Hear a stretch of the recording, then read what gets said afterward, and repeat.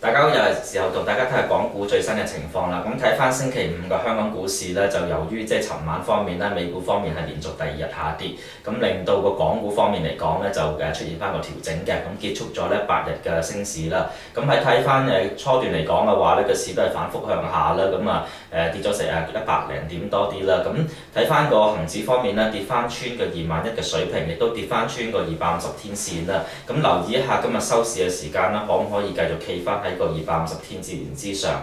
大約而家250天線咧就喺20,988點嘅水平嘅。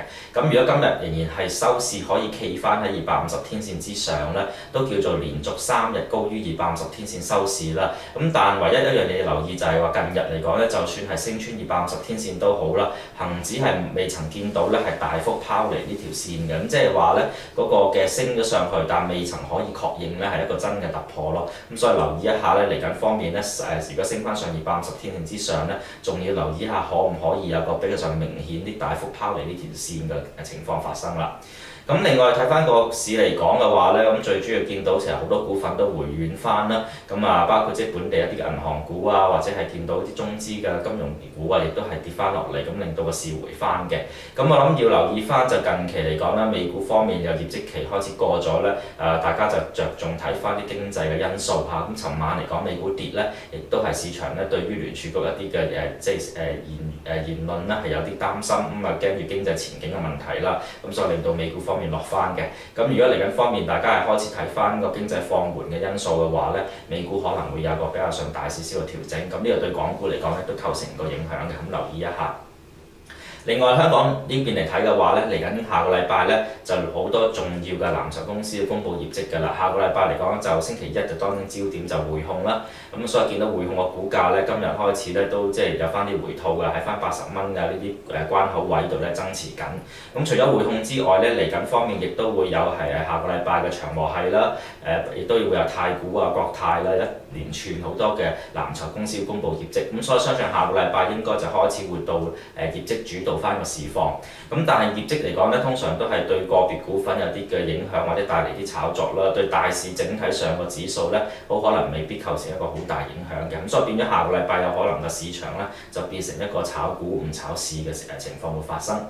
另外一個因素留意翻咧，都係成交量啦。其實一路都強調咧，個市能唔能夠繼續做好咧，睇下成交可唔可以 keep 喺600億以上嘅水平啦。咁近日所見咧，其實個成交咧都唔能夠係連續幾日維持600億樓上嘅。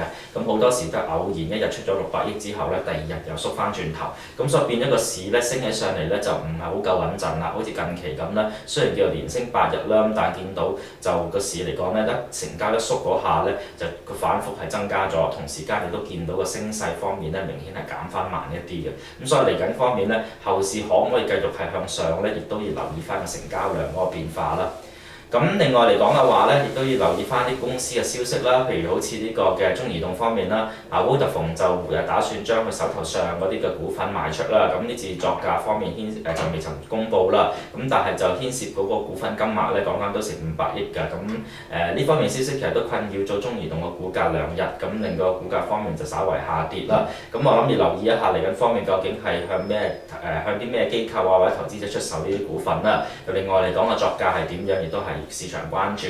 咁嚟緊方面嘅中移動個價係受壓嘅話咧，亦都相信個恆指咧，亦都會係形成咗有個壓力喺度。咁留意下又留意一下呢方面一啲嘅消息啦。另外嚟講嘅話咧，其實我諗近期都有個情況留意到咧，就係一啲嘅即係股份方面咧，都係高 PE 股票咧，繼續都係有啲被拋售嘅情況見到嘅。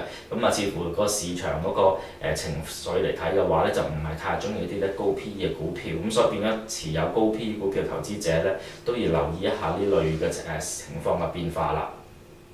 咁另外嚟講嘅話咧，咁其實呢個禮拜嚟講，我諗睇翻過去一個星期咧，其實最主要個市況都係受住一啲嘅即係外圍之外咧，亦都留意翻就係啲個別公司嘅消息帶動啦，包括啲本地銀行一啲嘅私有化概念啊，呢啲咁嘅情況咧，可能短期都仲會有個炒作空間嘅。但留意一下咧，其實我諗工銀亞洲被私有化之後咧，其實其他股份再被私有化嘅機會咧，暫時睇咧就唔係太過大。